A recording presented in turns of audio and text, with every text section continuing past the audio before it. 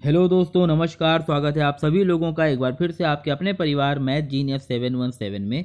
और आज की क्लास में हम लोग बिहार शिक्षक भर्ती में कल यानी कि 24 अगस्त को जो एग्ज़ाम शिफ्ट 1 में हुआ था उसके पेपर का सलूशन करने वाले हैं।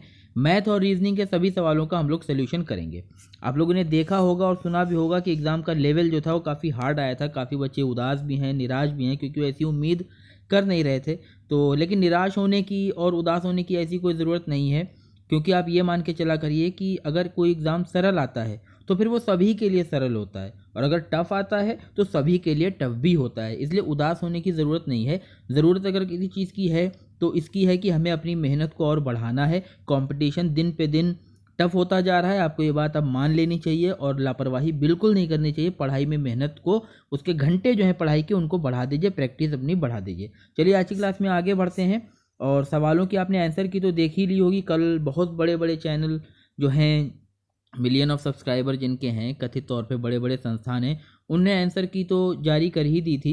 लेकिन अजीब लगता है देखकर, काफ़ी अफसोस भी होता है कि ऐसी होड़ लगी हुई है जल्दी की और सबसे पहले सबसे सटीक के, मतलब आंसर देख भी नहीं रहे हैं कि सही बता रहे हैं कि गलत बता रहे हैं। बस बताना है कि जल्दी से वीडियो यूट्यूब पर चला जाए, बच्चा हमारा ही वीडियो सबसे पहले देख ले। एग्ज़ाम देकर बच्चा निकलता है, वो जानना चाहता है कि उसने जो आंसर किए हैं वो सही हैं कि नहीं, गलत तो नहीं हो गए। वो आप पे भरोसा करता है, आपके पेड बैचेस लेता है ना, आपके उनसे पैसे लेते हैं, तो आपकी जिम्मेदारी बनती है उनको सही आंसर बताएं। लेकिन नहीं, जल्दी के चक्कर में ना सल्यूशन दिया ना कुछ दिया, बस आंसर की आ गए बताने के लिए। तो मुझे तो अच्छी बात नहीं लगती। बच्चे कमेंट में कह रहे हैं कि सर आपने आंसर गलत बता दिए ये वो, लेकिन फिर भी चलिए, क्या ही किया जा सकता है। फिलहाल आज की क्लास में हम लोग सभी सवालों के मैथ और रीजनिंग के जो क्वेश्चन हैं उनको सोल्यूशन करेंगे। तो आप यहाँ से अपने आंसर मिला सकते हैं। ऑफिशियल आंसर की आने के बाद ही पता चलेगा, क्योंकि कुछ सवालों में डाउट ज़रूर रह जाता है रीजनिंग में खास करके, क्योंकि क्या लॉजिक एग्जामिनर ने लगाया ये तो वही जानता है, वो किसको आंसर सही मानता है। फिलहाल कोशिश करेंगे कि सभी आंसरों सभी क्वेश्चन के जो आंसर हैं वो सही से सही मैं आप लोगों को दे सकूं, इस बात की पूरी कोशिश करी जाएगी। चलिए क्लास में आगे बढ़ते हैं। सबसे पहले आपको बता दूं कि देखिए, मैथ और रीजनिंग के सवाल होंगे तो सीरियल से करते चले जाएंगे, ठीक है। ऐसा नहीं है कि रीजनिंग के अलग है मैथ के अलग है, जो नंबर आता चला जाएगा, जिसका भी क्वेश्चन होगा उसको सॉल्व करेंगे। अब बढ़ते हैं क्लास में। पहला सवाल हमारे सामने रीजनिंग का है और इसमें जो है कोडिंग दे रखी थी, हमको बताना था। तो यहाँ बस कॉपी करना था, यानी कि लेटर को बस कॉपी कर दिए गए नंबर। अगर आप देखें एग्जाम्पल के तौर पर जो यहाँ पे दे रखा है कोड, और इसका जो नंबर दे रखा है वो दे रखा है 15, 16 और 19 और 91। तो आप देख लीजिए कि दो दो अंक जो है ना वो एक एक लेटर के लिए दिए गए हैं। आपको जिसका बताना है, जो लफ्ज़ लिख रखा है, वर्ड लिखा है स्पोर्ट, इसमें आप एस का देख लीजिए। तो स्टेप में एस है सबसे पहले, यानी कि 18, तो एस का हो जाएगा 18। इसी तरह से आप पी का देखेंगे तो पी का लास्ट में है बिल्कुल, क्या हो जाएगा 22 हो जाएगा। ओ का देखेंगे तो कोड में ओ है, दूसरा अक्षर है, यानी कि कितना आएगा 16 आ जाएगा।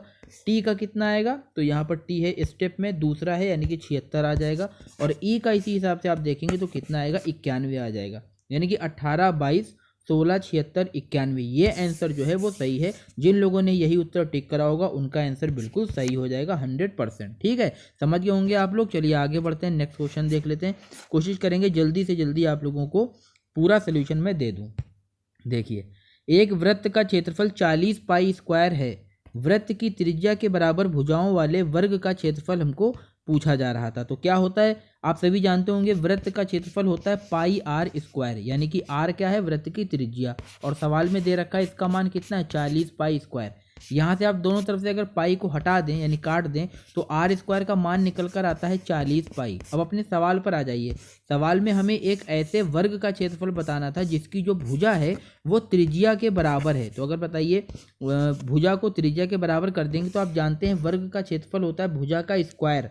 यहाँ पर भुजा आर है तो आर का स्क्वायर कर देंगे, और आर स्क्वायर का मान आपने अभी निकाला कितना 40 पाई। इसका मतलब ये हुआ कि उस वर्ग का क्षेत्रफल जो है वो 40 पाई के बराबर होगा। तो जिन लोगों ने 40 पाई उत्तर इसका लगाया होगा उनका बिल्कुल सही होगा, ठीक है। चलिए आगे बढ़ते हैं। ये फिर से रीजनिंग का सवाल है, ऑड वन आउट का है। हमको भिन्न शब्द की पहचान करनी थी। पुस्तक, कागज़, पेंसिल, पेन और रबड़। इसमें तरह तरह के आंसर हैं, अलग अलग लोगों ने अलग अलग आंसर टिक करे हैं और बताए हैं। अगर मैं अपना लॉजिक लगाऊं, मैं बताऊं, तो इसमें जो मुझे लगता है वो होगा, इसका सही आंसर पुस्तक होगा। सही आंसर क्या है, आयोग क्या मानता है, वो तो ऑफिशियल आंसर की आने के बाद ही पता चलेगा। लेकिन हमें जो लगता है वो पुस्तक है। उसका कारण मैं आपको बताऊं कि यहाँ पर जितनी भी चीज़ें दे रखी हैं इसमें कागज़, पेंसिल, पेन और रबड़, ये चारों एक ऐसी चीज़ें हैं जो युक्तियों के तौर पे इस्तेमाल होती हैं। युक्ति का मतलब क्या है कि ये सब टूल के तौर पे इस्तेमाल होते हैं, हम इनसे कोई ना कोई काम करते हैं। पुस्तक से कोई काम नहीं किया जाता। तो इनमें सबसे और जो लग रहा है वो तो पुस्तक लग रहा है। हो सकता है इसमें उपर्युक्त में से एक से अधिक भी ऑप्शन सही हो सकता है, क्योंकि यहाँ पर कोई कैटेगरी जो है वो खास नज़र नहीं आ रही है। फिलहाल इसका क्या सही उत्तर होगा तो वो तो ऑफिशियल आंसर के आने के बाद ही पता चलेगा। मेरा आंसर जो है वो पुस्तक है। मैंने अगर सोचो तो पुस्तक ही समझ में आ रहा। आपने क्या उत्तर टिक करा है कमेंट बॉक्स में ज़रूर बताइएगा। चलिए नेक्स्ट क्वेश्चन को देखते हैं। अगला सवाल दे रखा है कि अंग्रेजी वर्णमाला में यदि ए बराबर 1 है, डी बराबर 2 है, पी बराबर 4 हो तो निम्नलिखित में से कौन सा 3 को दर्शाता है। बड़ा सरल सवाल था। ए का मान 1 दे रखा है। अब ये देखिए ए जो है वो पहला अक्षर है। कैसा अक्षर है? तो पहला अक्षर है। ए जो है वो पहला अक्षर है और 1 का आप वर्गमूल ले लेंगे तो 1 आ जाएगा। इसी तरह से आप डी देखेंगे तो डी होता है चौथा और 4 का वर्गमूल ले लेंगे तो 2 आता है। सवाल में 3 किसको दर्शाता है ये पूछा जा रहा था। अगर आप आई को देखें तो आई जो है वो 9वां लेटर है, यानी 9th लेटर है, और आप 9 का वर्गमूल लेंगे तो 3 मिलता है, जो कि सवाल में दिया गया है। इसका सही उत्तर जो है वो आई होगा। जिन लोगों ने आई करा होगा वो बिल्कुल सही उत्तर उनका करके आए हैं। ठीक है, चलिए आगे बढ़ते हैं। अगला सवाल कह रहा है कि दो संख्याएं 21 10 के अनुपात में हैं, यदि उनका मासा 11 है तो संख्याओं का योग कितना होगा। बहुत ही सिंपल क्वेश्चन था, अनुपात से है। अगर अनुपात आपको नहीं आता है तो डिस्क्रिप्शन में लिंक है, वहां से आप रेशियो का चैप्टर पूरा पढ़ सकते हैं बेहतरीन तरीके से।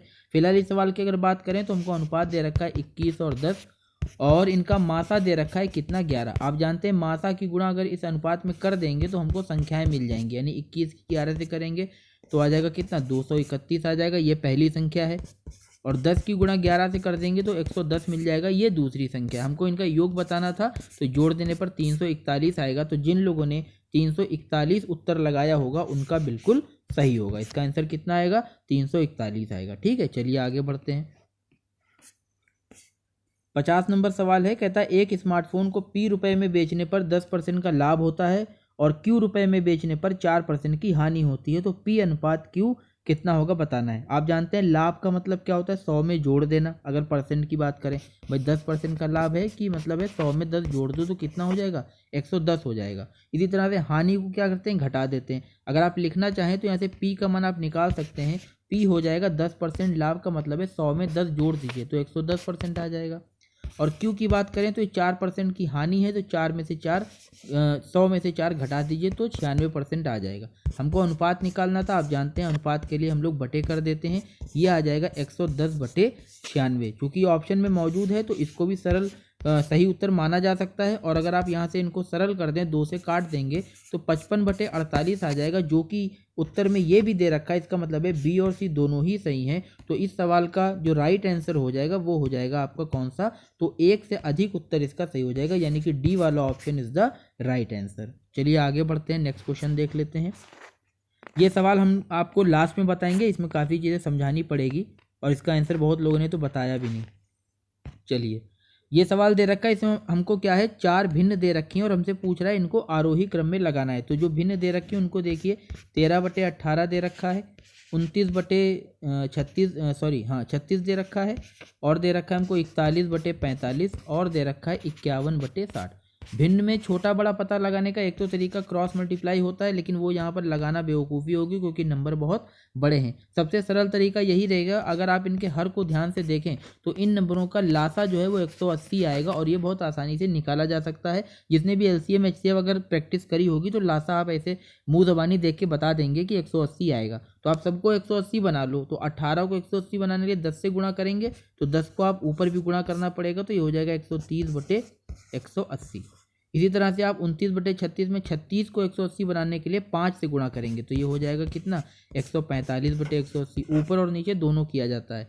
45 में 4 से करेंगे तो ये हो जाएगा 164/180 और इसी तरह से इसमें 3 से करेंगे तो हो जाएगा 153/180। सभी के हर समान हो गए। अब जिसका अंश छोटा होगा, ऊपर वाला नंबर छोटा होगा तो वो संख्या छोटी होगी, और जिसका बड़ा होगा ऊपर वाला नंबर यानी कि अंश, वो संख्या बड़ी होगी। तो इस हिसाब से आप देखेंगे तो सबसे छोटी संख्या जो होगी वो आपकी ये है 130/180 यानी कि 13/18। तो 1 नंबर पे कौन आएगा, 13/18 आएगा। उसके बाद 145/180 यानी कि 2 नंबर पे आएगी, और उसके बाद 153/180 यानी कि ये आ जाएगी 3 नंबर पर, और ये 41/45 जो है ये 4 नंबर पे आएगी। अगर आप ऑप्शन मैच करेंगे तो 13/18, उससे बड़ी 29/36, उससे बड़ी 51/60, और सबसे बड़ी हो जाएगी 41/45, यानी ये वाला जो ऑप्शन है वो इसका राइट आंसर हो जाएगा। जिन लोगों ने ये आंसर टिक करा है उनका बिल्कुल सही है, परेशान होने की कोई बात नहीं है इस सवाल में। अगला सवाल हमको रीजनिंग का काउंटिंग फिगर का दे रखा है। काउंटिंग फिगर का सवाल है, लेकिन बहुत आसान सवाल दे रखा था। यहाँ पर साफ बना लेते हैं, हमको एक वर्ग दे रखा है 4/4 का। जो लोगों ने काउंटिंग फिगर जानते होंगे वो इसका उत्तर देख के ही बता सकते हैं, और जिसको नहीं आता है तो वो ऐसे ही जैसे इस पेपर में देखना किसी बच्चे ने निशान लगाए हैं, इसका मतलब है उसने एक एक करके गिने होंगे और उसका बहुत सारा टाइम चला गया होगा। काउंटिंग फिगर आपको सीखनी है तो डिस्क्रिप्शन में लिंक है, वहाँ से आप देख सकते हैं। यहाँ से करने का तरीका ये है कि आप सबसे पहले नंबरिंग कर लेंगे 1 2 3 और 4, फिर क्या करनी, गुणा कर देनी। 4 चौके 16 हो जाएगा, 3 तियाँ हो जाएगा 9, प्लस में 2 दूना हो जाएगा 4, और 1 इक्कम हो जाएगा क्या 1। इन सबको जोड़ देंगे तो 30 आएगा। इसका मतलब ये हुआ कि 30 जिसने भी टिक करा होगा 30 टोटल वर्ग जो हैं वो इसमें निकल कर आएंगे। उनका आंसर बिल्कुल सही है। चलिए अगला सवाल पे चलते हैं। ये सवाल बहुत अच्छा है, एकदम पहेली टाइप क्वेश्चन दे दिया है इन्होंने। कहता है कि एक व्यक्ति अंडों को इस प्रकार टोकरी में रखता है कि प्रत्येक क्रमिक दिन पर रखे जाने वाले अंडों की संख्या पहले से टोकरी में मौजूद संख्या के बराबर है। इस प्रकार टोकरी 24 दिन में पूरी भर जाती है। कितने दिनों के बाद टोकरी 1/4 भरी थी। अगर इसके आंसर की बात करें तो पहले आंसर बता देते हैं।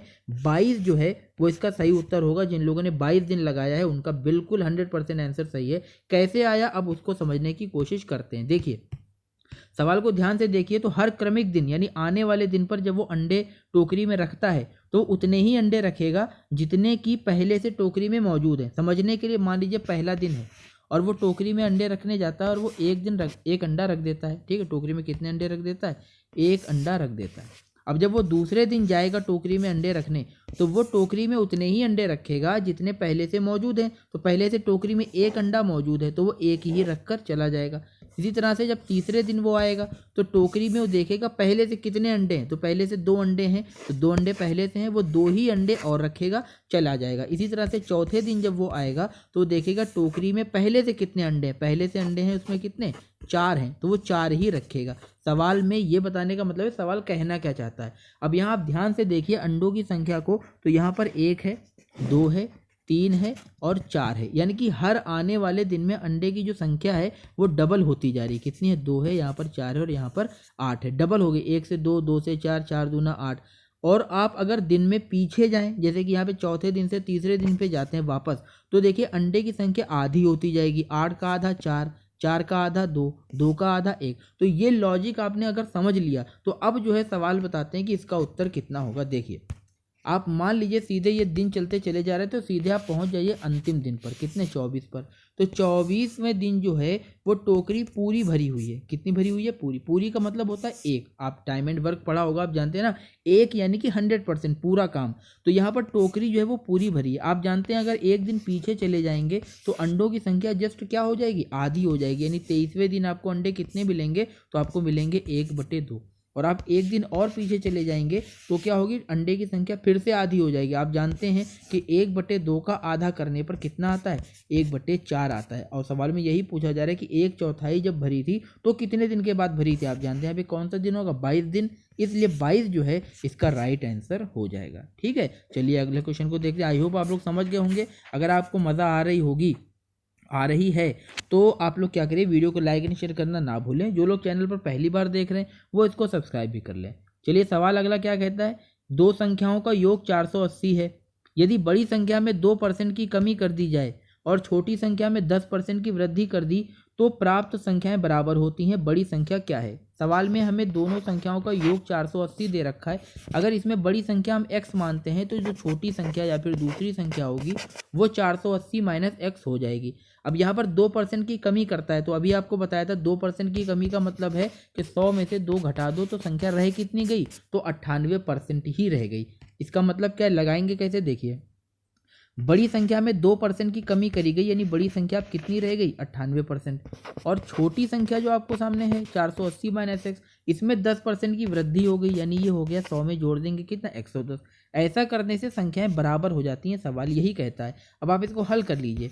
98x बराबर कितना आ जाएगा, तो आ जाएगा 480 गुणे में 110, भाई अंदर गुणा करा देंगे और माइनस हो जाएगा 110x। आप x एक तरफ कर लेंगे तो जोड़ने पर हो जाएगा 208, बराबर में आएगा कितना 480 गुणे में 110। यहाँ से आप x का मान निकालेंगे तो आ जाएगा 480 गुणे में 110 और बटे में आ जाएगा 208। जब आप इसकी काटा पीटी करके हल करेंगे तो आपको उत्तर मिलेगा 3300 बटे में 13। इसका मतलब यह है कि जिन लोगों ने 3300 बटे 13 इसका उत्तर निकाला होगा या टिक करा होगा उनका आंसर बिल्कुल सही है। आप इसको सरल करके देखेंगे तो 3300 बटे 13 ही आएगा। टाइम की वजह से मैं यहाँ पे काटा पीटी नहीं कर रहा हूँ, वो आप अपने आप कर सकते हैं। मेन तरीका ये है, मतलब बताने का मकसद ये है कि सवाल लगेंगे कैसे। देखिए अगला सवाल रीजनिंग का है, मिसिंग नंबर का दे रखा है। परिमित अनुक्रम 486, 324, 216, 144 में अगली संख्या क्या होगी। तो यहाँ पर लॉजिक अगर हमें तो पहले से पता है क्योंकि हम देख चुके हैं, तो इसमें क्या किया जा रहा है, 2/3 की गुणा करी जा रही। कैसे निकालेंगे 2/3, तो आपको बता दूं 324 बटे 486 करो, मतलब कितने गुना ये हो गई। तो आप इसको काटा पीटी कर सकते हैं। क्या इसको 6 से काट दें, 6 पंचे 30, 6 चौक 24, इसको 6 से काटेंगे, 6 अठे 48, 6 कम 6। अब ये 9 से कट जाएगा, 9 छंग 54, 9 नवा 81, फिर 3 से काटेंगे, 3 दूना 6, 3 तिया 9, यानी कि 2/3 की गुणा करी जा रही। और इसको आप चेक कर सकते हैं कैसे, देखिए 486 में आप 2/3 की गुणा करो तो काटा पीटी करने पर कितना आएगा, 324 आएगा। इसी तरह से 324 में आप फिर से 2/3 की गुणा करो तो कितना आएगा, 216 आएगा। यहाँ से देख सकते हैं 3 से काटेंगे, 3 एकम 3, 3 0, मतलब ना जाने का 0, 3 अट्ठे 24, 108 की 2 से करेंगे तो 216 आ जाएगा, क्योंकि लॉजिक चेक करना बहुत ज़रूरी है। और 216 में आप फिर से 2/3 की गुणा करेंगे तो आप पाएंगे कि कितना आता है, 144, यानी कि ये लॉजिक बिल्कुल सही है। तो अगली संख्या जो होगी वो 144 में 2/3 की गुणा करने से आएगा। तो 3 से काट दीजिए आप, 3 चौके 12 और 3 छंगे 24, तो 3 अट्ठे 24, तो हो जाएगा 48 दूना कितना, 96 आ जाएगा। इसका मतलब है जिन लोगों ने 96 इसका उत्तर टिक करा होगा वो बिल्कुल राइट आंसर करके आए हैं। चलिए समझ गए होंगे आप लोग। आगे बढ़ते हैं सवालों में। अगला सवाल फिर से हमारे सामने मिसिंग नंबर का ही दे रखा है और ये कहता है कि 240, 120, फिर क्वेश्चन मार्क है और 180, 360, 900, मतलब घटते घटते बढ़ने लगी। इसका मतलब है जिससे गुणा करी जा रही होगी वो भी धीरे धीरे क्या होगा, बढ़ रहा होगा। चेक करने के लिए चेक करते हैं। देखिए 240 में 120 लाने के लिए 0.5 यानी आधे की गुणा करी गई है। तो 120 में इस बार क्या करेंगे हम लोग, इसमें आधा और जोड़ देंगे। तो 0.5 में आप फिर से 0.5 जोड़ेंगे तो 1 बन जाएगा और गुणा करने पर 120 ही आएगा। फिर आप क्या करिए, 120 में इस बार मल्टीप्लाई फिर से एक बढ़ा दीजिए, आधा 0.5 बढ़ा दीजिए तो ये 1.5 बन जाएगा और कितना आएगा, 180। ये हमने लॉजिक सोचा है, चेक करना हमारा काम है कि ये सही है कि नहीं। अभी तक तो सही आ रहा है, 180 आ गया। अब हम फिर से चेक करेंगे 180 में, देखिए बढ़ाते जाइए, 1.5 में फिर से आधा जोड़ दीजिए, 2 बन जाएगा, कितना आएगा, 360। क्या 360 ही आ रहा है, बिल्कुल सही है, 360 आ रहा है।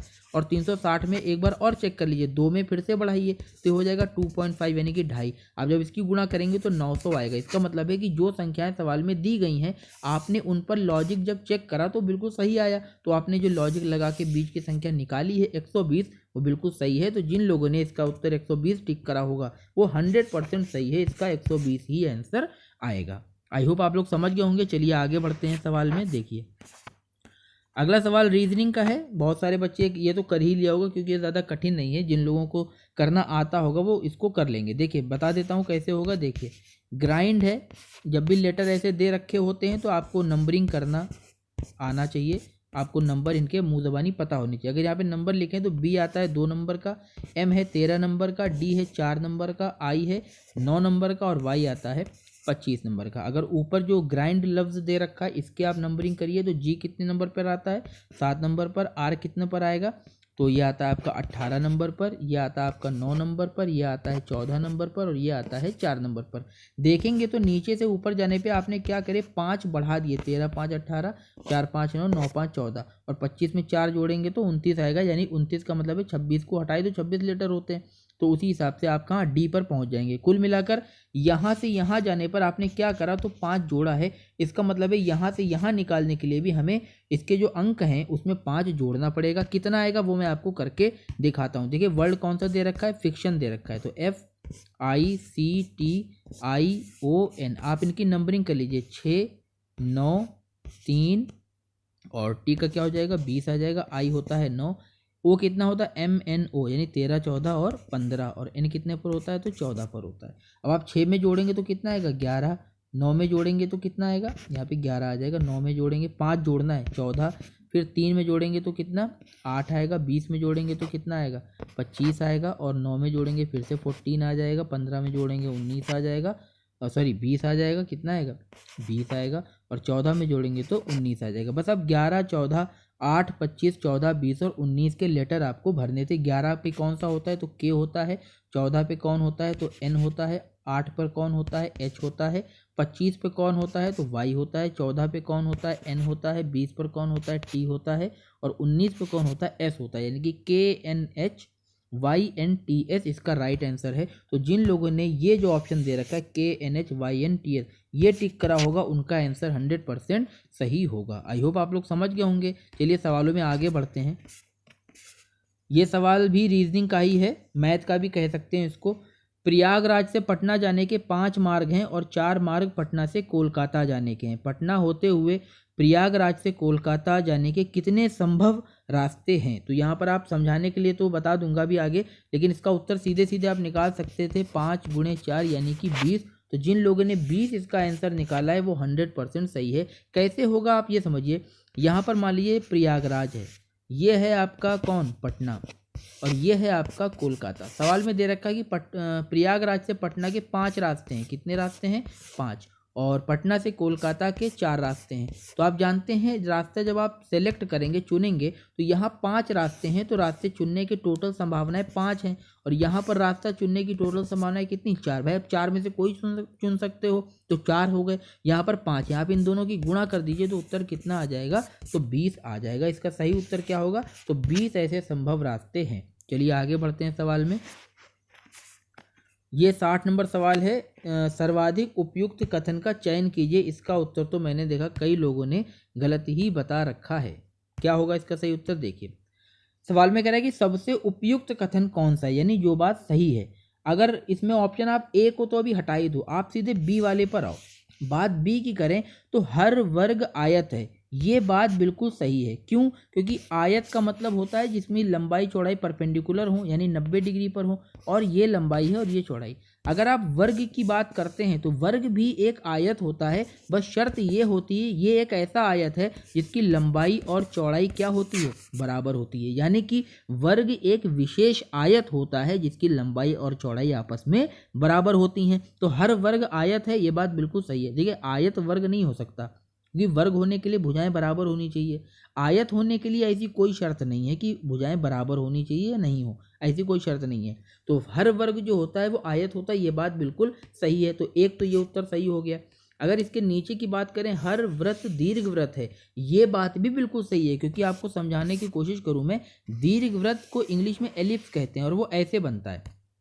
इसमें क्या होता है ये इनके अक्ष होते हैं। ये दीर्घ अक्ष होता है जिसकी लंबाई a होती है, और ये होता है इसका लघु अक्ष जिसकी लंबाई क्या होती है b। अगर हम व्रत बनाएं तो व्रत बनता है इस तरह से।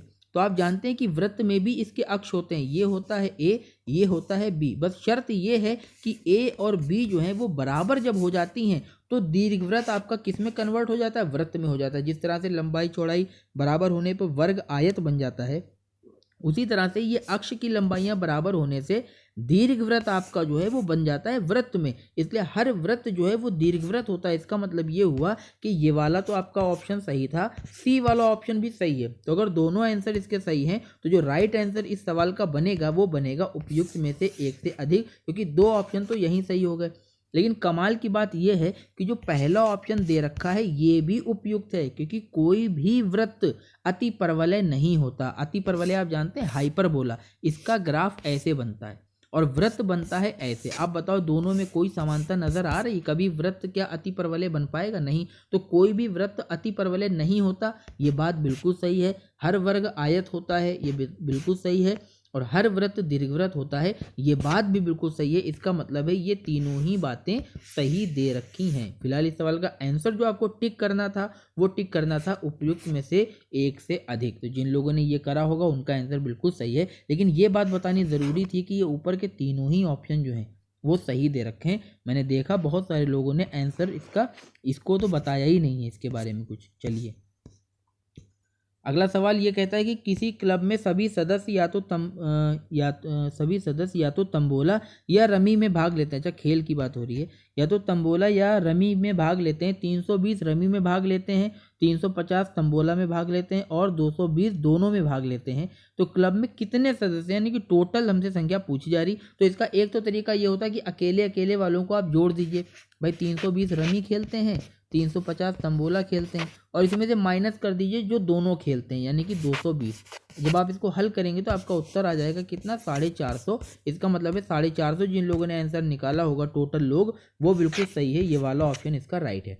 समझने के लिए आप इसको वेन डायग्राम से भी समझ सकते हैं। कैसे, मान लीजिए ये रमी है, ये वो लोग हैं जो रमी खेलते हैं और ये वो लोग हैं जो तंबोरा खेलते हैं। अब इसमें बीच में जो लोग हैं ये वो हैं जो दोनों खेलते हैं। इसकी संख्या हमको 220 दे रखी है। आप ये बताइए, इस सर्किल में हमें रमी की संख्या रखनी थी और रमी कितने लोग खेलते हैं, रमी खेलते हैं 320 लोग। तो इतने ही एरिया में 220 तो आपने लिख दिया, वो इस व्रत में भी तो आता है। तो 320 में से 220 हो गए, यानी कि 100 ऐसे हैं जो सिर्फ रमी खेलते हैं। और अगर बात करें तंबोला की तो 350 वो इस व्रत में आने थे, 350, जिसमें से 220 जो हैं वो इस व्रत में ही तो शामिल हैं। तो 350 में से 220 आप हटा दो, बचे कितने, 130। यानी 130 वो लोग होंगे जो सिर्फ तंबोला खेलते होंगे। तो टोटल लोग हो गए कितने, 100, 220 और 130। इसको आप जोड़ेंगे तो भी आपका उत्तर कितना आएगा, 450 ही आएगा। लेकिन आप डायरेक्टली इसको जोड़कर एक लाइन से कर सकते थे, ये सब बनाने की ज़रूरत नहीं है। ठीक है, आई होप आप लोग समझ गए होंगे। चलिए बढ़ते हैं आगे सवालों में। अभी और सवाल भी हमें करने हैं। ये देखिए, ये जो सवाल दिया हुआ है इसको तो लगाने की कोई ज़रूरत नहीं थी, आपको ऑप्शन से ही इसका आंसर मिल जाएगा। सवाल ये कहता है कि 2 वर्ष पहले एक ही आयु के व्युत्क्रम और अब से 2 वर्ष बाद उसकी आयु के व्युत्क्रम का योग 2/3 है, तो ए की वर्तमान आयु क्या है। मान लीजिए आपका उत्तर 7 है, आपने 7 चेक कर, तो 7 को चेक कर लीजिए। अगर 7 उसकी वर्तमान आयु होती तो 2 साल पहले वो 5 साल का होगा और 2 साल बाद वो 9 साल का होगा। क्या 2 साल पहले की आयु का व्युत्क्रम और 2 साल बाद की आयु का व्युत्क्रम जोड़ने पर 2/3 आपको मिलेगा जो सवाल में कहता है, तो नहीं मिलेगा। इसका मतलब है 7 वर्ष हमारा आंसर जो है वो नहीं हो सकता, क्योंकि ये गलत हो गया। अगर 4 वर्ष को आप चेक करें, मान लीजिए वर्तमान आयु 4 वर्ष है, तो पहले 2 साल उसकी आयु कितनी होगी, 2, और 2 साल बाद कितनी होगी, तो 6। क्या 2 साल पहले की आयु का व्युत्क्रम और 2 साल बाद की आयु का व्युत्क्रम जोड़ने पर 2/3 आता है, तो आप कहेंगे बिल्कुल आता है, क्योंकि इसको जोड़ेंगे तो 6 कम 6 और 2 8/12, 4 से काट देंगे तो आ जाएगा कितना, 2/3। यही सवाल में कह रहा था 2/3 व्युत्क्रम का योग होना चाहिए, जो कि 4 वर्ष से मिल रहा है। इसका मतलब है इसका सही आंसर जो है वो 4 वर्ष होगा। जिन लोगों ने 4 वर्ष किया होगा उनका आंसर बिल्कुल सही है। ठीक है, आगे बढ़ते हैं सवालों में। ये सवाल बहुत अच्छा है। कहता है कि के किस मान के लिए समीकरण निकाय, समीकरण दे रखा है, का एक अनूठा हल है। ये तो पढ़ा ही नहीं होगा, ये 10th में आपने पढ़ा होगा। सरल सवाल है, लेकिन वही बात है कि पढ़ाया जाता नहीं है और आप लोग जो है अपनी पुरानी किताबों को देखते नहीं हैं। देखिए सवाल में क्या होता है, अगर आपको बताऊं, देखिए ये पेयर ऑफ इक्वेशन है, यानी समीकरणों का युग्म दे रखा है। आप जानते हैं अनूठा हल का मतलब क्या होता है। अगर हम लिखें तो a1x + b1y, पहले समझ लीजिए, बराबर में c1, और a2x प्लस में b2y बराबर में c2। ये स्टैंडर्ड फॉर्मेशन है, ये स्टैंडर्ड रूप है किसी भी रैखिक समीकरण का, लीनियर इक्वेशन का। और ये पेयर ऑफ इक्वेशन है, यानी समीकरणों का निकाय या फिर समीकरणों का युग्म है। आप जानते हैं कि यहाँ पर जो x और y के हल निकलेंगे, यानी इन दोनों समीकरणों के हल होंगे। अनूठा हल का मतलब होता है यूनिक सोल्यूशन, और वो तभी होता है जब a1/a2 बराबर नहीं होता है b1/b2 के। 10th की किताब उठा के देख लेना, यही लिखा होगा, जो आपने पढ़ा भी होगा लेकिन आपको याद नहीं। 2 समीकरण अगर दे रखे हैं तो a1/a2 बराबर नहीं होना चाहिए b1/b2 के। जब ऐसा हो जाता है तब जाके निकलता है समीकरणों का कैसा हल, तो यूनिक सोल्यूशन निकलता है। यूनिक का मतलब है अद्वितीय हल, यानी कि अनूठा हल जिसको सवाल में कहा जा रहा है। अब इस सवाल में आप देखेंगे तो हमें समीकरण क्या दे रखे हैं, समीकरण दे रखा है x - ky बराबर में 2, और दे रखा है 3x प्लस में 2y बराबर में -5। हमें इसका अनूठा हल चाहिए, तो हमें क्या चाहिए, हमें चाहिए a1/a2 बराबर नहीं होना चाहिए b1/b2 के। a1 क्या होता है, x का गुणांक, जो कि यहाँ पर कितना 1, तो हम लिखेंगे 1/3 बराबर नहीं होना चाहिए किसके, b1/b2। b कितना है, y का गुणांक, जो कि है -k, और बटे में b2, यानी दूसरी समीकरण में y का गुणांक कितना है 2। तो यहाँ से आप निकालेंगे तो k का मान बराबर नहीं निकलना चाहिए 2/3 के। कमाल की बात यह है कि टीचरों ने भी यहाँ से इतना पता नहीं किया था नहीं किया था, इसका उत्तर बता दिया कि -2/3, जो कि सरासर गलत है। क्यों गलत है? क्योंकि आपने ये निकाला कि इसके अनूठा हल होने के लिए k का मान नहीं होना चाहिए 2/3 के बराबर। अरे भैया -2/3 के बराबर नहीं हो, इसका मतलब है इसके बराबर कुछ भी आप रख दो, -2/3 मत रखना। तो ये ही तो उत्तर नहीं हो सकता, बाकी ये भी हो सकता है, ये भी हो सकता है। तो इस सवाल का जो राइट आंसर होगा वो होगा उपर्युक्त में से एक से अधिक। आपको पता है यहाँ पर एक की जगह अगर 1000 भी लिख दिया जाए और 2 की जगह पे 2000 भी लिख दिया जाए तब भी ये दोनों इसके हल हो सकते हैं, अनूठा हल हो सकता है। क्यों? क्योंकि अनूठे हल के लिए सिर्फ एक कंडीशन है कि k must not be equal to -2/3। इसके अलावा जो भी मान होंगे उनके लिए समीकरणों का अनूठा हल होगा। तो इसका सही उत्तर फिलहाल क्या होगा? 1 से अधिक। ठीक है, आई होप आप लोग समझ गए होंगे। अगर फिर भी किसी को कोई दिक्कत परेशानी हो तो कमेंट बॉक्स में बताना ना भूलिए, निसंकोच होकर बताइए। अगला सवाल कहता है एक वृत्त की त्रिज्या 14 सेंटीमीटर है और एक त्रिज्यखंड का क्षेत्रफल 102.7 सेंटीमीटर स्क्वायर है। त्रिज्यखंड का केंद्रीय कोण कितना होगा? आप त्रिज्यखंड तो आप लोग जानते ही होंगे। इसका सही उत्तर पहले बता दूं, 60 डिग्री इसका राइट आंसर आएगा। जिन्होंने 60 डिग्री किया होगा उनका बिल्कुल सही है। अब चलिए सवाल को कैसे लगाना बता देता हूँ। इसको कहा जाता है त्रिज्यखंड, और त्रिज्यखंड का क्षेत्रफल निकालने का जो फॉर्मूला होता है वो ये होता है कि θ/360 और इंटू में कर देते हैं πr², यानी कि वृत्त की त्रिज्या, और ये थीटा क्या है? केंद्रीय कोण है। इतना हल करने पर आपको जो क्या होता है, त्रिज्यखंड का एरिया मिल जाता है। अगर यह फॉर्मूले से आप यहाँ पर थीटा निकालना चाहें तो थीटा निकालने के लिए आप क्या करेंगे, त्रिज्यखंड का जो एरिया होगा उसके बटे में पहुंच जाएगा क्या, πr², यानी वृत्त का क्षेत्रफल, और 360 चला जाएगा कहाँ, गुणे में। तो आपको बस इतना ही काम करना था। आपको त्रिज्यखंड का क्षेत्रफल दे रखा है कितना, 102.7, और बटे में πr² करना था। तो r भी हमको पता है कितना, 14 सेंटीमीटर। तो यहाँ पर पाई गुणे में 14 और गुणे में कितना करेंगे, 14 करेंगे, और इंटू में कर देना था 360। अब इसको आप हल करेंगे तो आपका उत्तर लगभग में 60 डिग्री ही निकल के आएगा, क्योंकि पूरा पूरा कैंसिल होगा नहीं, दशमलव में आएगा, तो 60 डिग्री ही इसका सही उत्तर हो जाएगा। ठीक है, आप इसको काटा पीटी करके हल कर सकते हैं, वो आपका काम है। कैसे लगना था ये बताना मेरा फर्ज था, मैंने बता दिया। 65 नंबर सवाल जो है वो कहता है कि 15,625 का 16% वार्षिक ब्याज की दर से 9 माह का चक्रवृद्धि ब्याज क्या होगा जबकि ब्याज तिमाही देय है। अभी बहुत आसान सवाल है, लेकिन फिर भी कितने लोगों ने इसको गलत कर दिया होगा। देखो सवाल जो है उसमें ब्याज के जितने भी सवाल हो उसमें ये देखा जाता है कि दर कैसे दी जा रही है, और दर मतलब ब्याज जो है वो सम्मिलित कब किया जाता है। देखो ब्याज तिमाही देय है तो इसका मतलब हुआ कि हमें दर भी कैसी चाहिए, तिमाही चाहिए, और हमें जो अपना समय लेना पड़ेगा वो भी तिमाही में ही लेना पड़ेगा। समय भी कैसे लेना पड़ेगा, तिमाही में, और ब्याज की जो दर होगी वो भी तिमाही में लेना पड़ेगा। कारण क्या है, क्योंकि वो ब्याज ही तिमाही में जोड़ता है। तो जब तिमाही जोड़ने बैठेगा तो वो यही देखेगा कि कितनी तिमाही गुजरी और दर जो है वो कितने तिमाही की थी। तो अगर बात करें यहाँ पर दर की तो 16% वार्षिक है, तिमाही का मतलब है 9 महीने, है ना, सॉरी तिमाही का मतलब 3 महीने, तो 3 महीने का मतलब है पूरे साल का चौथाई हिस्सा, है ना। 3 महीने का मतलब है 12 में से 3 महीने का मतलब है 1/4, तो दर भी आपकी 1/4 हो जाएगी। तो आपको जो दर लेनी थी वो लेनी थी 4% तिमाही, भाई तभी तो 4 4 4 4 4 4 चौके 16% पूरे साल की बनेगी। और जो समय दे रखा है 9 महीने, अगर आपसे बात करें 9 महीने में कितने समय तिमाही गुजरेंगी तो आप कहोगे 3 महीने 3 महीने 3 महीने, यानी इसके अंदर 3 तिमाहियाँ गुजर जाएंगी। कितनी तिमाही गुजरेंगी, तो 3 तिमाही गुजरेंगी। इसका मतलब है समय हमें 3 लेना था, दर हमें 4 लेनी थी। आप जानते हैं चक्रवृद्धि ब्याज लगाने की शॉर्ट ट्रिक क्या होती है, 4% ब्याज दर का मतलब ये हुआ कि 1/25, 4% ब्याज का मतलब है 25 पर 1 का ब्याज। तो अगर 25 पर 1 का ब्याज मिलेगा तो 25 जो है वो कितने बन जाएंगे, 26 बन जाएंगे। अब बात यहाँ 3 की हो रही है तो हम क्या करेंगे, इसका घन कर देंगे, दोनों तरफ क्या करेंगे, क्यूब कर देंगे। 25 का आप क्यूब करेंगे तो 15,625 आएगा, और 26 का करेंगे तो आ जाएगा कितना, 17,576। ये आपका मूलधन होता है और ये होता है आपका मिश्र धन। हमें ब्याज चाहिए तो हम इसमें से क्या करेंगे, माइनस कर देंगे। माइनस करने पर आएगा 1951 रुपये। इसका मतलब ये है कि जिसने भी 1951 रुपये ब्याज निकाला होगा उसका आंसर बिल्कुल सही है। चुकौती ब्याज का अगर आप सीखना चाहते हैं तो डिस्क्रिप्शन में सारे ही क्लासेस के लिंक पड़े हुए हैं। जो भी आपको चैप्टर सीखना हो वहाँ से आप जाकर देख सकते हैं, क्योंकि चैप्टर वाइज क्लासेस चल रही हैं, रोज़ रात को 9 बजे होती हैं, देखते रहिए उसको।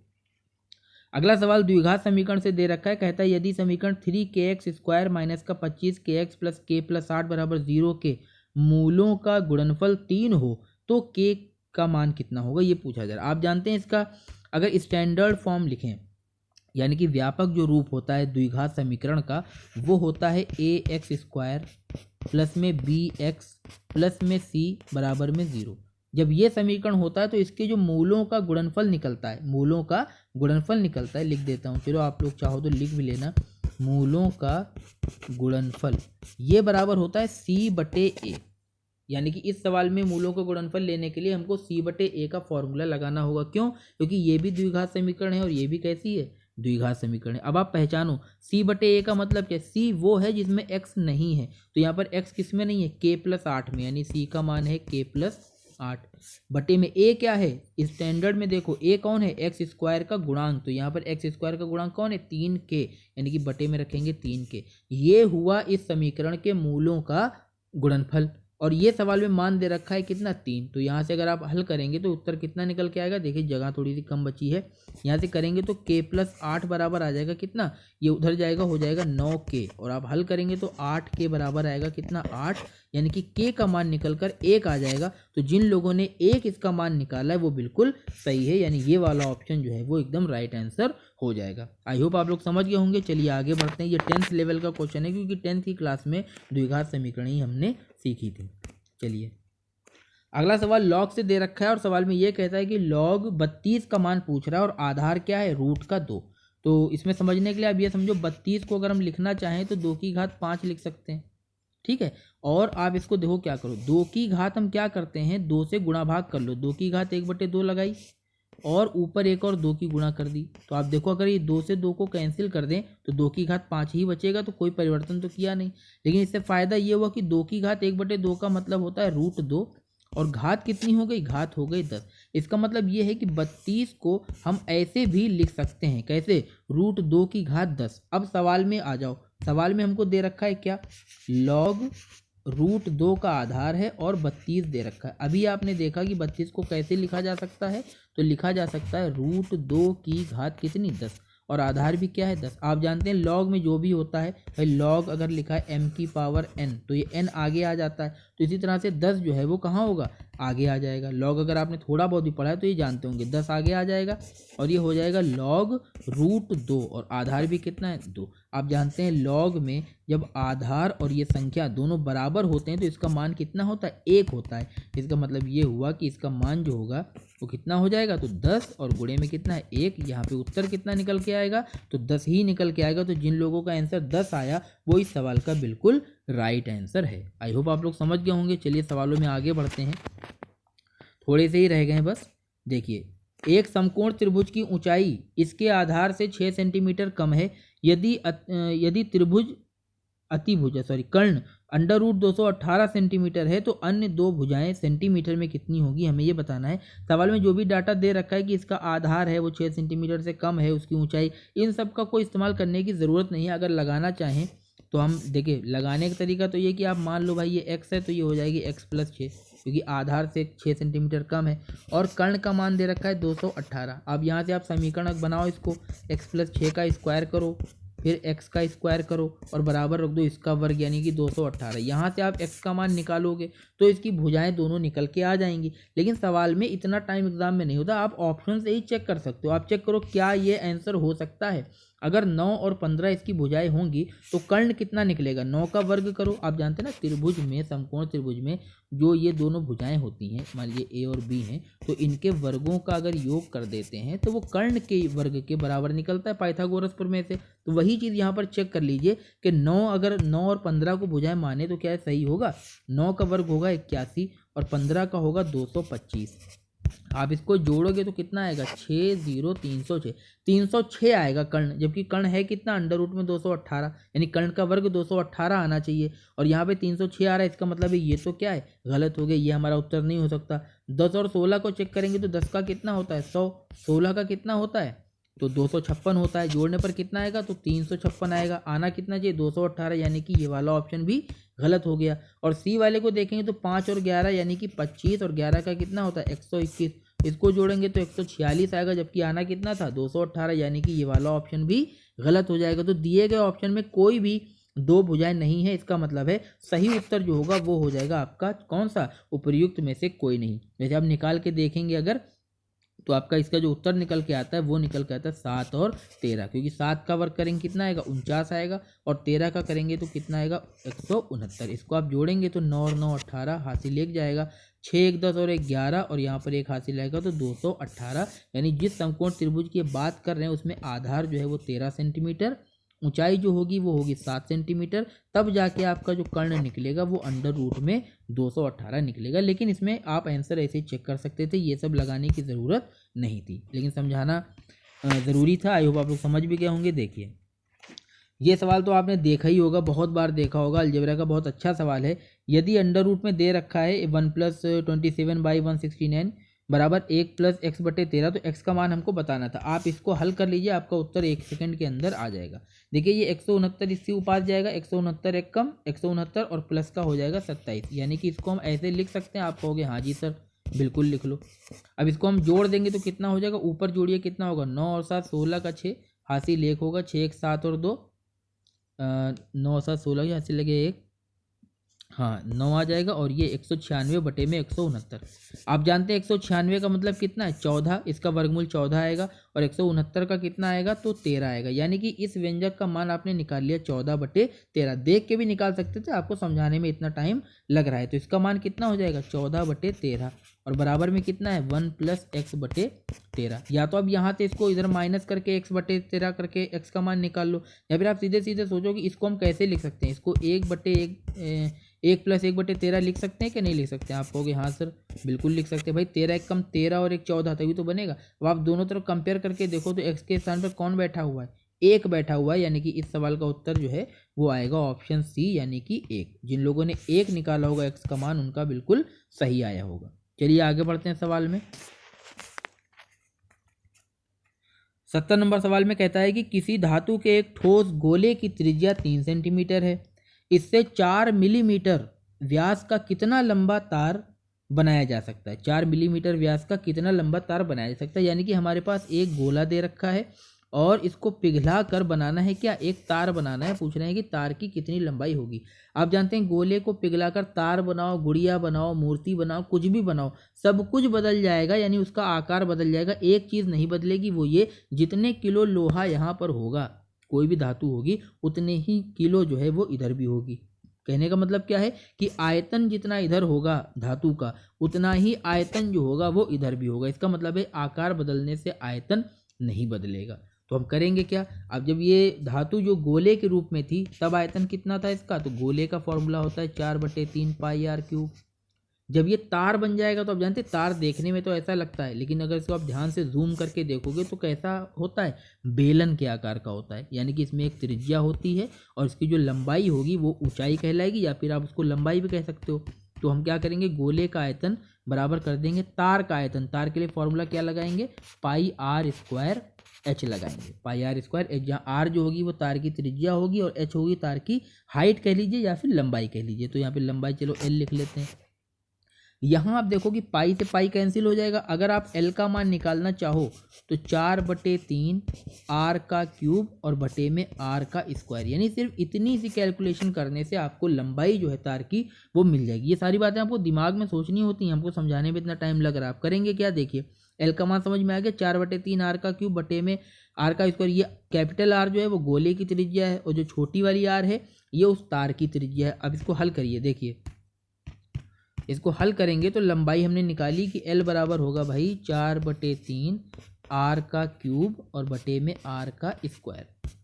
4/3 r गोले की त्रिज्या कितनी है 3 सेंटीमीटर, तो इसको 30 mm कह सकते हैं क्योंकि नीचे मिलीमीटर है, तो हो जाएगा 30 गुणे में 30 गुणे में 30 और बटे में r का स्क्वायर। आप बताओ बेलन का तार का व्यास दे रखा है 4 mm, तो त्रिज्या कितनी हो गई 2 mm, यानी कि 2 गुणे में 2। अब आप इसको हल करो तो 2 दूना 4, ये तो पूरा कैंसिल हो गया।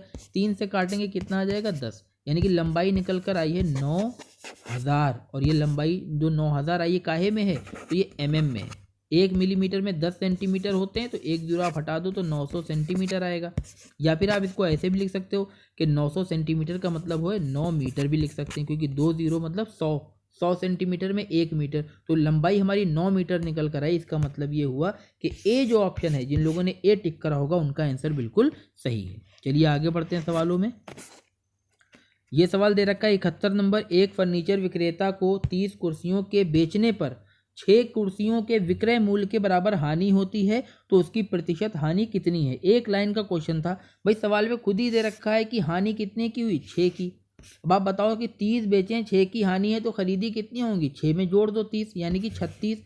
ये हो गया आपकी हानि, ये हो गया आपका क्रय मूल्य। परसेंट के लिए क्या करेंगे गुणे 100 कर देंगे, काटेंगे 1/6 आएगा। आप जानते हैं 1/6 यानी कि 100/6 का मतलब कितना हुआ 50/3, और 50/3 को हल करेंगे तो कितना आएगा 16 सही 2/3। तो इसका सही उत्तर कौन सा हो जाएगा, तो 16 सही 2/3 जिन लोगों ने निकाला होगा वो बिल्कुल राइट आंसर है। जो लोग हमसे पढ़ते होंगे वो जानते होंगे कि शॉर्टकट में डायरेक्टली ऐसे सवालों को लगाया जा सकता है। समझाने के लिए चलिए मैं एक बार बता देता हूँ कि इसके पीछे का कॉन्सेप्ट क्या है, वरना आप भी कहोगे सर ऐसे ही बता के निकल गए। देखिए आप ये बताओ लॉस का मतलब क्या होता है, हानि। हानि कैसे निकलती है, क्रय मूल्य में से विक्रय मूल्य को घटाने पर। हानि कितनी हुई है 6 कुर्सियों के विक्रय मूल्य, यानी कि 6 SP लिख लेंगे भाई, 6 और विक्रय मूल्य मतलब SP। अब आप बताओ कुर्सियों में हानि हुई है, लाभ जो भी हुआ आपने जब खरीदी होंगी, जो 30 कुर्सी बेचने की बात कह रहा है तो 30 कुर्सी पहले खरीदी भी होंगी ना, तो 30 CP, तब जाके तो उसने 30 कुर्सी SP करी होंगी ना। अब आप SP एक तरफ कर लो तो क्या हो जाएगा 36 SP बराबर में कितना होगा 30 CP। यहाँ से आप डायरेक्टली देख सकते हो CP का मान कितना है 36 और SP का मान कितना है 30, मतलब खरीदी है 36 की, बेची है 30 की। CP कितना निकलेगा 36, SP कितना निकलेगा 30, यानी कि खरीदी है 36 की, बेची है 30 की, तो घाटा हो गया 6 का। बटे में क्या करते हैं हानि हो गई, हानि के बटे में क्रय मूल्य जो कि कितना है 36, और परसेंट के लिए क्या करेंगे गुणे में 100। यही अभी आया था 1/6। इसको हल करेंगे तो उत्तर कितना आएगा 16 सही 2/3। आई होप आप लोग अब समझ गए होंगे। चलिए आगे बढ़ते हैं और नेक्स्ट क्वेश्चन अपना देखते हैं। आप 1 सेकंड देंगे मुझे, जरा पानी पी लेते हैं। हाँ जी, तो कहाँ पर थे हम लोग, सवाल 72 नंबर है। कहता है कि 2 अंकों की एक संख्या के अंकों का गुणनफल 36 है, यदि संख्या में से 45 घटा दिया जाए तो अंक आपस में बदल जाते हैं, हमको संख्या बतानी है। अब इस सवाल को आप ऑप्शन से कर सकते हैं। देखिए पहला ऑप्शन तो सही होगा नहीं, क्योंकि हमें अंकों का गुणनफल चाहिए 36, और 7 और 3 अगर सही उत्तर होगा तो 7 3 21 बनेगा, यानी ये तो गलत हो गया। 4 9 4 9 36, तो ये हो सकता है, अभी इसमें क्या है शंका है, पता नहीं सही है कि नहीं। आगे बढ़ेंगे 84, तो 8 चौके 32, तो ये भी गलत हो गया। इसका मतलब है A और C तो गलत हैं, B वाला सही है कि नहीं अभी चेक करना पड़ेगा। हमें 2 शर्तें दी गई हैं, एक तो ये है कि अंकों का गुणनफल 36 है, उसको तो ये पूरा करता है। दूसरी शर्त है कि अगर 45 घटा दिया जाए तो अंक आपस में बदल जाते हैं। आप बताओ अगर 49 में 45 आप घटाओगे तो बचेगा कितना 4, अंक थोड़ी बदले। अंक बदलने का मतलब है कि 49 बदल के कितनी हो जाए 94 हो जाए, और 49 में से 45 घटाओगे तो संख्या बढ़ तो वैसे भी नहीं सकती। इसका मतलब है कि तीनों ही ऑप्शन गलत है, तो इस सवाल का जो सही उत्तर है वो होगा उपर्युक्त में से कोई नहीं। जिन लोगों ने ये सही करा होगा, ये टिक करा होगा कोई नहीं, उनका आंसर बिल्कुल सही है, क्योंकि सिर्फ गुणनफल देखकर अगर टिक कर दिया तो आपका उत्तर गलत हो गया। फिलहाल इसका उत्तर सही क्या होगा, तो सही संख्या होगी 94, क्योंकि 94 में से जब आप 45 घटाओगे तो बचेगा कितना 49 बचेगा। कितना बचेगा 49 बचेगा। ठीक है, चलो आगे बढ़ते हैं, देखते हैं अगला सवाल कौन सा है। देखिए अलजेब्रा का क्वेश्चन आ गया, यदि a + b + c बराबर 0 तो a² / bc + b² / ca + c² / ab का मान क्या होगा। बहुत आसान सवाल है, थोड़ी सी प्रैक्टिस करी होगी, जिसने भी सवालों की प्रैक्टिस मॉक टेस्ट लगाता होगा उसको पता होगा सवाल कैसे लगना है। देखिए यहाँ पर आप कुछ मत करो, देखो यहाँ पर आप ये देखो जिस चीज़ का ऊपर वर्ग है वही चीज़ नीचे से गायब है। मतलब a का वर्ग है तो a गायब, b का वर्ग है तो हर में b नहीं है, c का वर्ग है तो नीचे c नहीं है। इसका मतलब है आप ऊपर नीचे क्या करो, जैसे यहाँ पे c की ऊपर नीचे क्या करो गुणा कर दो। ऐसा करने से क्या होगा, ये बन जाएगा आपका क्या, सी क्यूब बटे में नीचे तीनों चीज़ें हो जाएंगी ए बी सी। इसी तरह से इसमें क्या करेंगे, बी गायब है तो बी के ऊपर नीचे गुणा कर दो, तो हो जाएगा बी क्यूब बटे में ए बी सी।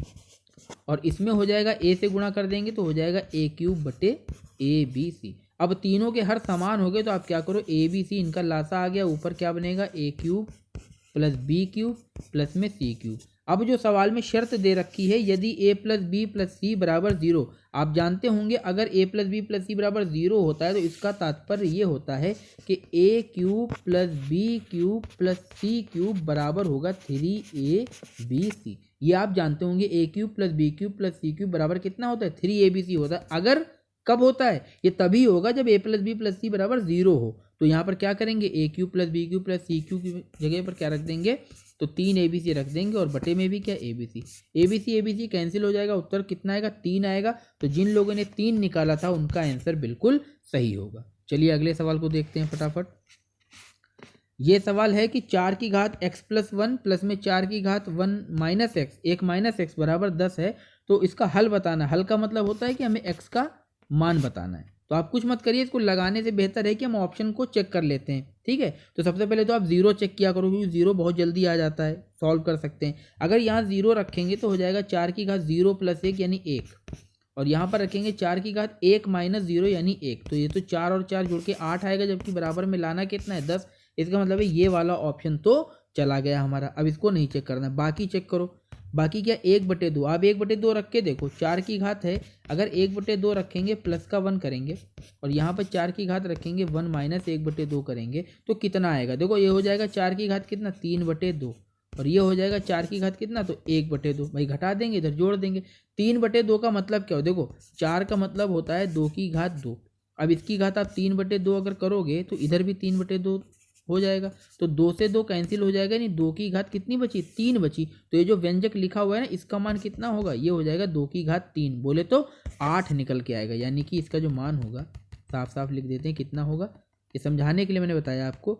इसका जो मान निकलेगा वो कितना निकलेगा, तो 8 निकलेगा। और ये कितना है, तो ये 4 का वर्गमूल है, यानी कितना होगा, तो 2 होगा। और 8 और 2 को जोड़ने पर कितना आएगा, 10 आएगा। इसका मतलब है 1/2 जो है वो इसका सही है। लेकिन मैं फिर कह रहा हूं कि बहुत जल्दबाजी में सबने आंसर बताएं कि 1 बताया आगे बढ़ गए। आप इसका एक और ऑप्शन देखो, अगर हम -1/2 को चेक करें तो क्या ये सही रहेगा, नहीं। 4 की घात रखो -1/2 प्लस का 1, और प्लस में रखेंगे 4 की घात 1 माइनस -1/2, यानी ये प्लस हो जाएगा। क्या हो जाएगा, प्लस हो जाएगा, प्लस 1/2। अब इसको हल करो तो देखो 4 की घात कितनी आएगी, 1/2, और प्लस में 4 की घात कितनी आएगी, तो 3/2। यही तो पीछे भी निकल के आया था। इसका मान कितना होगा, 2, इसका मान कितना होगा, 8, और जुड़ने पर कितना आएगा, 10। यानी कि ये वाला मान भी बिल्कुल सही है, ये वाला मान भी बिल्कुल सही है। तो दोनों ही सही उत्तर हैं। तो हमारा इस सवाल का जो आंसर में टिक करना था वो था उपर्युक्त में से एक से अधिक, यानी कि डी वाला जो ऑप्शन है वो इस सवाल का राइट आंसर है। जिन लोगों ने किया होगा उनका सही है। ठीक है, आगे बढ़ते हैं और देखते हैं हमारा अगला सवाल। ये देखिए है आपका कौन सा ये भी जो है त्रिघात व्यंजक दे रखा है। एक बहुपद है gx, x³ minus 3x² plus x plus 2 को एक बहुपद से विभाजित करने पर भागफल और शेष क्रमशः x² माइनस x प्लस 1 और माइनस का 2x प्लस 4 हैं, तो gx का मान बताना था। बहुत लंबा सवाल दे रखा है, लेकिन कठिन बिल्कुल भी नहीं। कैसे करेंगे देखो, पहले आप ये तो समझ जाओ कि हमको बताना क्या है, तो हमको भाजक बताना है, क्योंकि gx से भाग कर रहे हैं और उसी का मान पूछा है तो हमको भाजक निकालना है। सबसे पहला काम क्या करेंगे, हम इसमें से शेषफल को क्या करेंगे, घटाएंगे। क्या करेंगे, शेषफल को घटाएंगे। देखो x³ माइनस का 3x² प्लस का x प्लस 2, इसमें से आप क्या करो, माइनस का 2x प्लस 4 घटाओ। जब आप इसको माइनस करोगे तो क्या हो जाएगा, देखो x² माइनस का 3x² प्लस में x है और ये माइनस होगा तो हो जाएगा प्लस का 2x, क्योंकि माइनस माइनस प्लस होता है। और ये हो जाएगा जो प्लस का 2 है, ये हो जाएगा माइनस का 4, यानी ये आ जाएगा आपका कितना, x³ माइनस का 3x² प्लस में 3x और माइनस का 2, ये आ गया आपका। अब आप क्या करोगे, इसमें आप जो भागफल आया है उसका भाग लगाओगे, x² माइनस x प्लस का 1। ठीक है, अब आप ये सोचो, इसका भाग लगाने की कोई ज़रूरत नहीं है, आप इसको ऐसे सोच लीजिए। इसके बाद जो होगा वो आपका आंसर आ जाएगा। क्या हो जाएगा, आपका आंसर आ जाएगा। अब आप ये सोचो, इसमें से ये आंसर तो हो ही नहीं सकता और ये वाला आंसर भी नहीं हो सकता। वजह क्या है, आप ऊपर देखो क्या लिखा है, x³ है यानी 3 घात है, और नीचे क्या है एक्स स्क्वायर है। आप जानते हैं अगर 3 घात को 2 घात से डिवाइड करेंगे तो एक ही तो घात बचेगी, तो ये दोनों आंसर तो बिल्कुल वैसे भी सही नहीं है। ये वाले में एक घात है तो ये हो भी सकता है और नहीं भी हो सकता। अगर ये सही होगा इसका मतलब है कि ये जो है वो इस व्यंजक का क्या है, एक गुणनखंड है, और अगर गुणनखंड होगा तो इसको संतुष्ट करेगा। तो सवाल लगाने के लिए सिर्फ हमें इसमें क्या करना था, x का मान उठाकर देखना था। अगर x - 2 है यानी x का मान हम प्लस का 2 रखेंगे तो हमें चेक करना होगा ये संतुष्ट इसको करता है या नहीं करता है। आप यहाँ पे 2 रख के देखो, 2 का घन करो कितना होगा 8, माइनस यहाँ पर 2 करेंगे, 2 का वर्ग 4, 4 तियाँ कितना 12, प्लस में यहाँ 2 रखो तो हो जाएगा 2 और प्लस में 2। इसको आप सबको जोड़ेंगे तो 8 2 10, 10 2 12 और 12 - 12 कितना होगा, कैंसिल हो जाएगा, तो ये 0 आ जाएगा। इसका मतलब ये हुआ कि x - 2 जो है वो इसका एक गुणनखंड है और यही हमारे सवाल का क्या होगा, उत्तर भी होगा। इसका मतलब है सी वाला जो ऑप्शन है वो बिल्कुल सही है, सी वाला जो ऑप्शन है वो बिल्कुल सही है। आई होप आप लोग समझ गए होंगे। अगर कोई दिक्कत हो तो कमेंट बॉक्स में ज़रूर बताइएगा। देखिए, एक खिलौना एक शंकु के आकार का है जो 7 सेंटीमीटर व्यास वाले एक अर्धगोले पर चढ़ा हुआ है। खिलौने की कुल ऊंचाई 14.5 सेंटीमीटर है, तो खिलौने का आयतन कितना होगा, ये हमसे पूछा जा रहा है। सवाल मेंसुरेशन का है यानी कि क्षेत्रमिति का है और बहुत आसान सवाल है। देखिए, सबसे पहले इसको चित्र बना के समझाते हैं, उत्तर तो इसका हो ही जाएगा। आप इसको समझ लो कैसा है। ये हमको दे रखा है एक शंकु और ये किसके ऊपर है, तो ये एक अर्धगोले के ऊपर है। अब पूछा जा रहा है इस खिलौने का आयतन बताओ, तो जाहिर सी बात है हमको शंकु का आयतन और अर्धगोले का आयतन दोनों के आयतन को जोड़ना पड़ेगा। लेकिन उससे पहले हम क्या करेंगे, इसकी थोड़ी सी डिटेल देखो कि सवाल में मान किसके किसके हमको दे रखे हैं। देखो, ये शंकु है और ये हो गया आपका अर्धगोला। हमको दे रखी है कि 7 सेंटीमीटर व्यास वाले अर्धगोले पर चढ़ा है, तो इसका जो व्यास है वो 7 है। इसका मतलब है त्रिज्या हम निकाल सकते हैं, हमें पता है 7/2 होगी, अभी लिखने की ज़रूरत नहीं है। उसके बाद कहता है खिलौने की कुल ऊंचाई जो है वो 14.5 है, यानी यहाँ से लेकर यहाँ तक की टोटल जो ऊंचाई है वो है 14.5। अच्छा, 7 अगर व्यास है तो त्रिज्या कितनी हो गई, 3.5 हो गई, और ये त्रिज्या है तो ये भी कितनी हुई, 3.5। आप बताओ टोटल हाइट 14.5 उसमें से इतनी जो है वो 3.5 हो गई। इसका मतलब है शंकु की जो प्योर हाइट है यानी शुद्ध शंकु की जो ऊंचाई है वो कितनी होगी, तो 14.5 में से 3.5 आप हटा दो तो 11 निकल कर आएगी। यानी हमें शंकु की ऊंचाई भी पता हो गई। शंकु की त्रिज्या 3.5 है और अर्धगोले की त्रिज्या भी कितनी है, 3.5 है। ये सब चीज़ें आप अपने दिमाग में सोच सकते थे, ये छोटा सा कहीं भी डायग्राम बना के समझ सकते थे। अब सवाल यहाँ से लगता है, हमको बताना है खिलौने का आयतन, तो इसका आयतन और इसका आयतन दोनों के आयतन को क्या करेंगे, जोड़ेंगे। देखो, जो हमें खिलौने का आयतन निकलेगा वो शंकु का आयतन और प्लस में अर्धगोले का आयतन। शंकु का आयतन कितना होता है, तो होता है 1/3 पाई r स्क्वायर और h, ये होता है शंकु का आयतन। अर्धगोले का कितना होता है, तो 2/3 पाई r³। आप जानते हैं शंकु और अर्धगोले दोनों की त्रिज्या बराबर हैं, दोनों की त्रिज्याएं क्या है, बराबर हैं। तो यानी r और r क्या है, सेम होगा, तो कॉमन ले लीजिए, 1/3 कॉमन आएगा, पाई कॉमन आएगा, r² कॉमन आएगा, यहाँ बचेगा h और यहाँ बचेंगे क्या, 2r। इसको आप हल करिए, 1/3 गुणे पाई का मतलब है 22/7, r² व्यास दे रखा है 7 सेंटीमीटर, तो त्रिज्या 3.5 हुई, 3.5 मत रखिए, 7/2 लिख लो, उसको ज़्यादा सरल रहेगा काटने में। और इंटू करेंगे h + 2r। h क्या है, शंकु की ऊंचाई जो कि कितनी निकली थी, 11, और 2r मतलब है त्रिज्या का दोगुना, त्रिज्या कितनी 3.5, तो उसका दोगुना कितना हुआ 7, या फिर कह लो कि व्यास होता है 2r, तो h + 2r का मतलब है 11 + 7 जो कि कितना होगा 18। समझ में इतना आ गया होगा। अब देखो 7 से 7 कैंसिल हो जाएगा, 3 से काटेंगे कितना आएगा, 6 आएगा, 2 से इसको काटो कितना आएगा, 3 आएगा, और 2 से इसको काट दो कितना आएगा, 11 आएगा। बचा क्या हमारे पास, 11 बचा। कलर बदल के दिखाते हैं कौन कौन से नंबर रह गए।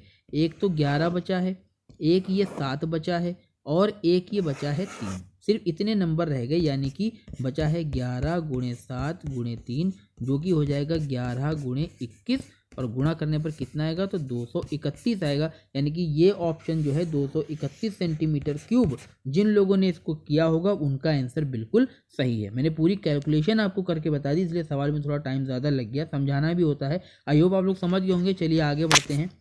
तो ये लास्ट क्वेश्चन था, इसका मतलब मैथ और रीजनिंग के सारे ही सवाल हो गए। एक सवाल वो रह गया आपका एजुकेशन वाला, वो लास्ट क्वेश्चन है। देखते हैं कितना टाइम हो गया है, 58 मिनट हो गए। चलिए 2-3 मिनट और लेते हैं आपके।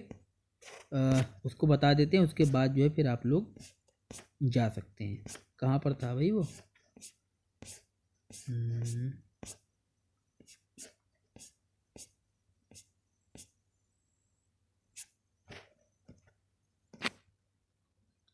हाँ जी, तो इस सवाल में क्या कहता है ये देखिए, ये कह रहा है कि एजुकेशन शब्द के अक्षरों को कितने प्रकार से व्यवस्थित किया जा सकता है ताकि स्वर एक साथ आ जाएं। अब यहाँ पे सवाल जो है बहुत ज़्यादा इन्होंने चेंज कर दिया, क्योंकि आज से पहले जो इस तरह के सवाल आते थे या यही वाला सवाल जो आया हुआ एग्ज़ाम में, उसमें ये होता था कि हमें ऐसे तरीके बताने थे, इतने प्रकार बताने थे कि ऐसे व्यवस्थित किया जा सके जिसमें स्वर एक साथ ना आए, और ये कह रहा है कि स्वर एक साथ आ जाएं।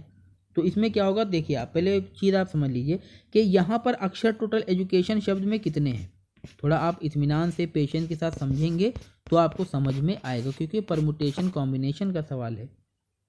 इसमें टोटल लेटर जो हैं वो कितने हैं, तो 9 हैं। ठीक है, कितने हैं टोटल? 9 हैं।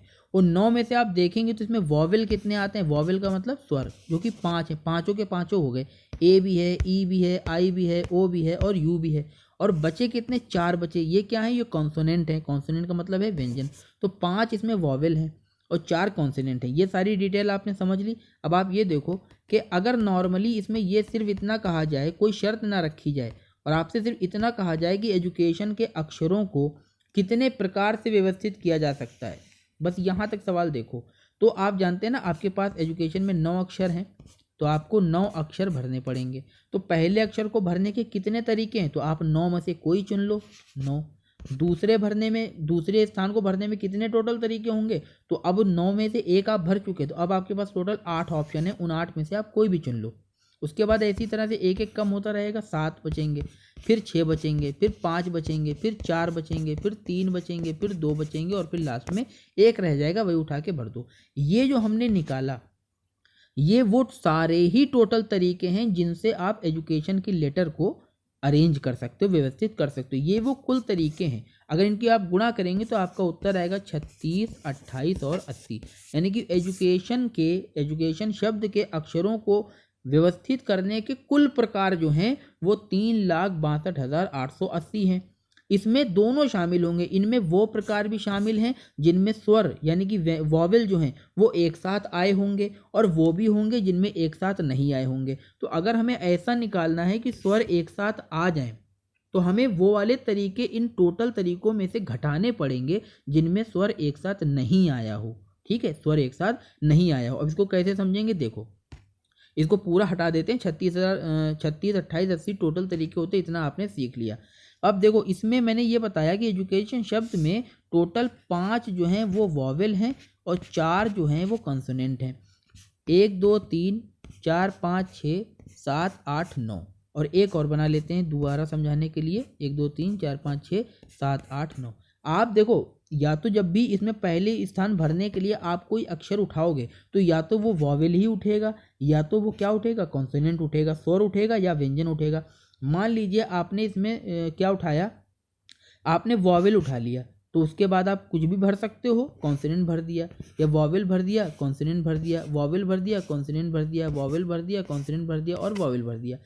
ये जो तरीका मैंने बताया, ये इकलौता वो तरीका है जिससे अगर आप ऐसा इस प्रकार से व्यवस्थित करते हैं, यानी कि वॉवेल से शुरू करते हैं और अल्टरनेट वॉवेल करते हैं, रखते हैं और तो देखिए 1, 2, 3, 4, 5 वॉवेल हो गए और 1, 2, 3, 4 कॉन्सोनेंट हो गए, यानी आपके 9 के 9 अरेंज हो गए। और ये एकमात्र ऐसा तरीका है जिससे कोई भी 2 वॉवेल आपके एक पास नहीं आ रहे। मैंने आपको क्या बताया था, फिर से समझते हैं। सवाल में ये पूछा जा रहा है कि हमको वो तरीके बताने हैं ताकि स्वर एक साथ आ जाएं। अभी आपने टोटल तरीके निकाल लिए कि कितने टोटल तरीकों से अरेंज किए जा सकते हैं। अब अगर आप ये पता लगाना चाहते हैं कि स्वर एक साथ आ जाएं, तो आप इसको मत लगाओ, क्योंकि ऐसे बहुत तरीके होंगे। आप ये पता लगा लो कि ऐसे कितने तरीके हैं जिनमें स्वर एक साथ नहीं आता, क्योंकि वो तरीके अगर आपको पता होंगे नहीं आने वाले और आपको टोटल भी तरीके पता हैं, तो टोटल में से आप जब उनको माइनस कर दोगे तो आपके पास वो बचेंगे सिर्फ जिनमें वॉवेल यानी कि स्वर एक साथ आए होंगे। तो ये पूरा कॉन्सेप्ट आपको समझ गया, आपने टोटल तरीके निकाल लिए और मैंने आपको बताया कि ये इकलौता ऐसा तरीका है जिसमें स्वर एक साथ नहीं आएंगे। इनके अलावा जितने भी तरीके से आप भरोगे उनमें वॉवेल एक साथ आ ही जाएगा। मान लो आपने कॉन्सोनेंट से शुरुआत करी और आप ये सोचे नहीं हम वॉवेल को पास नहीं आने देंगे, आपने वॉवेल रखा, फिर कॉन्सोनेंट भरा, फिर वॉवेल रखा, फिर कॉन्सोनेंट भरा, फिर वॉवेल रखा, फिर कॉन्सोनेंट भरा और फिर वॉवेल रखा। अब आप देखो 1 2 3 4 कॉन्सोनेंट हो गए और 1 2 3 4 5 ही वॉवेल हो गए, तो बचा क्या? कॉन्सोनेंट तो बचे ही नहीं, तो मजबूरी में आपको लास्ट में वॉवेल ही रखना पड़ेगा। इसका मतलब है कि ये ही तरीका एक ऐसा है जिसमें वॉवेल साथ में नहीं आएंगे, बाकी कोई भी तरीका आप उठाओगे उसमें वॉवेल आ ही जाएगा। तो इसकी शर्त रखने की कोई मतलब जो है बड़ी बात है ही नहीं। तो अब इसके तरीके निकालते हैं कि ये जो स्पेशल तरीका है जिसमें वॉवेल साथ में नहीं आएंगे, इनके कितने मेथड होंगे। देखिए क्या करना है, हमको वॉवेल से शुरुआत करनी है। 1 2 3 4 5 6 7 8 9 वॉवेल से शुरुआत करेंगे। Vowel consonant vowel consonant vowel consonant vowel consonant और वॉवेल। 1 2 3 4 5 और 1 2 3 4 हो गए, सारे हो गए। अब आप बताओ इस स्थान को भरने के लिए आपके पास कितने तरीके हैं। तो आप इसको वॉवेल से भरोगे, वॉवेल कितने? 5, यानी आप 5 प्रकार से भर सकते हो। गुणे 1 आपने भर दिया। जब आप दूसरे पे आओगे तो अब आपको कॉन्सोनेंट भरना है। तो कॉन्सोनेंट भरने के कितने तरीके हैं? तो 4 हैं, 4 में से कोई एक आप चुन लो, तो 4 हो गए। अब आपने ये भी भर दिया। अब तीसरे पे जब आप भरोगे तो आपको वॉवेल भरना है, लेकिन आपके पास वॉवेल बचे कितने? 4 ही बचे, यानी इस स्थान को भरने के सिर्फ 4 ऑप्शन है, ये भी भर दिया। गुणा करेंगे, अब कॉन्सोनेंट भरना है। कॉन्सोनेंट कितने बचे हैं? 3, यानी आप यहाँ पर ये जो स्थान है यहाँ पर 3 कॉन्सोनेंट में से कोई एक चुन सकते हैं, तो 3 ही ऑप्शन आपके पास हैं, ये भी भर दिया। इस तरह से अब इस वॉवेल को भरने के कितने हैं? तो 3 तरीके। इस कॉन्सोनेंट को भरने के कितने तरीके हैं? 2 तरीके। इस वॉवेल को भरने के कितने तरीके हैं? 2 तरीके। और इस कॉन्सोनेंट को भरने का 1 तरीका और इस वॉवेल को भरने का भी 1 तरीका। ये वो तरीके हमने निकाले, इनके आप गुणा कर दीजिए तो आ जाता है 2880। यानी ये वो तरीके निकल के आए जिनमें वॉवेल यानी कि स्वर एक साथ नहीं आएंगे। तो आपको 2 चीज़ें पता हो गई, एक आपको टोटल तरीके पता हैं जिनके अंदर ये भी शामिल है कि स्वर साथ में आ भी सकते हैं, और वो संख्याएं भी हैं कि स्वर साथ में नहीं आ सकते, और ये संख्या वो है जिसमें स्वर साथ में नहीं आएंगे। तो सोचो टोटल में से अगर इसको घटा दें जिसमें स्वर साथ में नहीं आ रहे हैं तो बचेगा कौन? वही तो बचेगा जिसमें स्वर साथ में आए होंगे। तो यही आपको करना था, यानी फाइनल आंसर जो आपका निकलेगा, अब मैं सारी चीज़ें हटाने जा रहा हूँ। टोटल तरीके निकल के आए थे 3,62,880, यानी कि 36, 28, 80, और 2,880 वो तरीके निकले जिनमें वॉवेल साथ में नहीं आता है। तो माइनस कर देंगे तो 0 0 0 0 और 6 और 3, ये वो तरीके निकल आए जिनमें वॉवेल साथ में आया होगा। हमसे यही पूछा जा रहा था ताकि स्वर एक साथ आ जाएं, यानी ये वो तरीके हैं जिनमें स्वर एक साथ में आएगा, और ये किसी भी ऑप्शन में मैच नहीं कर रहा है। तो इसका सही उत्तर जो होगा वो होगा उपर्युक्त में से कोई नहीं। तो जिन लोगों ने ये टिक करा होगा उनका आंसर बिल्कुल सही है। ऑफिशियल आंसर की आने के बाद हम भी इंतजार कर रहे हैं कि देखें आयोग इसका आंसर क्या बताता है, क्योंकि किसी ने इसका आंसर बताया ही नहीं है। टीचर ने इसके आंसर क्या करें, छुड़वा दिए हैं, कोई सोल्यूशन भी नहीं बताया। तो हम भी ये देखना चाहते हैं कि इसका क्या आंसर आएगा। तो चलिए दोस्तों, आई होप आप लोगों को क्लास पसंद आई होगी, सारे सवाल आप लोगों को समझ में आएंगे। अगर कोई दिक्कत परेशानी तो कमेंट बॉक्स में हमको बताना ना भूलें। मिलते हैं नेक्स्ट वीडियो में, तब तक अपने सेहत का ध्यान रखिए और रेगुलर पढ़ाई करते रहिए। धन्यवाद, जय हिंद।